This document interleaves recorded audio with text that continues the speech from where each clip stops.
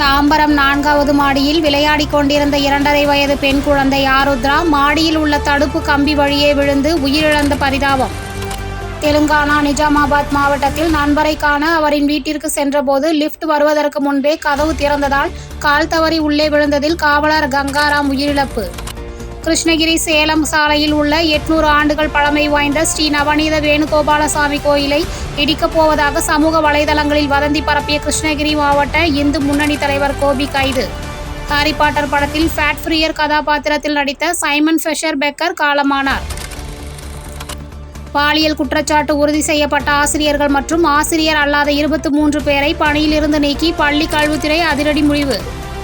பிரதமர் பதவியை ராஜினாமா செய்ததை அடுத்து கனடா நாடாளுமன்றத்தில் இருந்து வெளியேறிய போது தனது நாற்காலியையும் தூக்கி கொண்டு சென்ற ஐன்ஸ்டீன் ட்ரூடோ.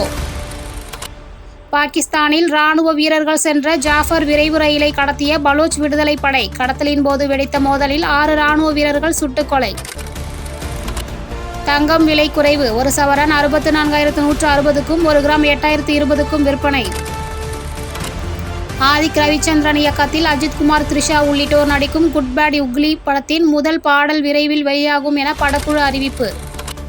இந்தியாவில் அதிவேக இணைய சேவையை கொண்டு வரும் நோக்கில் எலான் மஸ்கின் ஸ்பெஷல் எக்ஸ் நிறுவனத்துடன் ஏர்டெல் இந்தியா ஒப்பந்தம். இந்த ஒப்பந்தத்தின் மூலம் ஸ்டார்லிங்க் எனப்படும் செயற்கைக்கோள் வழியான அதிவேக இணைய சேவையை இந்தியாவில் வழங்க ஏர்டெல் திட்டம்.